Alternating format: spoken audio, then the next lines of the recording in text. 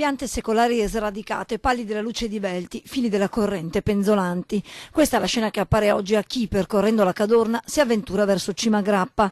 Gli alberi e i rami che da lunedì sera ostruivano il passaggio ai mezzi di soccorso sono già stati tagliati e messi da parte e ad uno sguardo poco attento la montagna sacra alla patria oggi potrebbe sembrare non aver subito danni così ingenti.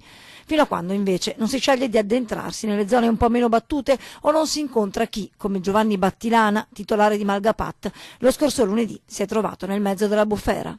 Di sera è stata una catastrofe di vento, il macello, ho avuto paura anche mia un po'. Mi sono trovato che travolto dai pini. Fortunatamente i danni in Malgapat sono stati limitati, nessun problema alle strutture nemmeno al bestiame, ma la paura è stata tanta. Faceva paura veramente.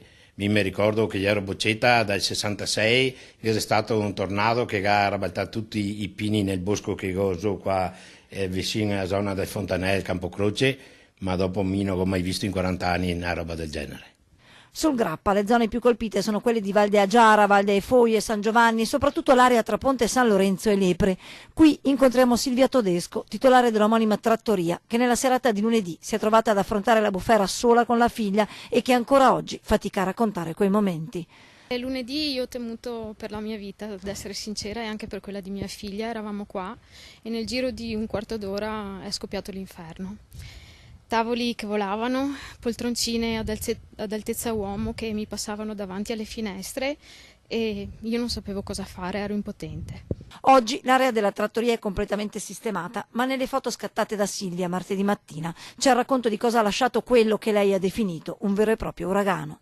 Martedì mattina, quando siamo usciti, ci siamo messi a piangere, c'era la distruzione. Passata la paura, i problemi però restano, in quella zona manca ancora la corrente.